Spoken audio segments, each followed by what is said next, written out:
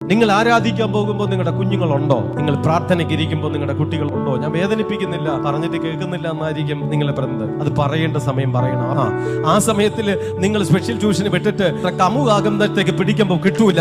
ബാലൻ നടക്കേണ്ടുന്ന വഴിയിൽ അവനെ അഭ്യസിപ്പിക്കണം. അങ്ങനെയാണ് നടക്കേണ്ടുന്ന സമയങ്ങളുണ്ട്. ഇതിനെ വളച്ചാൽ വളയുന്ന സമയമുണ്ട്, ഇതിനെ ശരിയാക്കിയാൽ ശരിയാകുന്ന സമയമുണ്ട്. ആ സമയത്തില് നിങ്ങൾ കൺട്രോൾ ചെയ്യുന്നതിന് പകരമായിട്ട് നിങ്ങൾ മുതിർന്നതിന് ശേഷം പലപ്പോഴും കൺട്രോൾ ചെയ്യുമ്പോൾ നിൽക്കുന്നില്ല. പ്രാർത്ഥനയും ആരാധനയും എന്ന് പറഞ്ഞ നമ്മുടെ ജീവശ്വാസമാണ് എന്ന് കുട്ടികളെ വ്യക്തമായി പഠിപ്പിച്ച് വരുമ്പോൾ ആ പിള്ളേർ നല്ല ഭാവി വന്നിട്ട് അവർ പറയും, എന്താ മക്കളെ നിങ്ങളുടെ വിജയത്തിന്റെ രഹസ്യമെന്ന് ചോദിച്ചു കഴിഞ്ഞാൽ അവർ ധൈര്യത്തോടുകൂടി പറയും, എന്റെ അപ്പനും അമ്മയും എന്നെ ശീലിപ്പിച്ച ചില ശൈലികളുണ്ട്.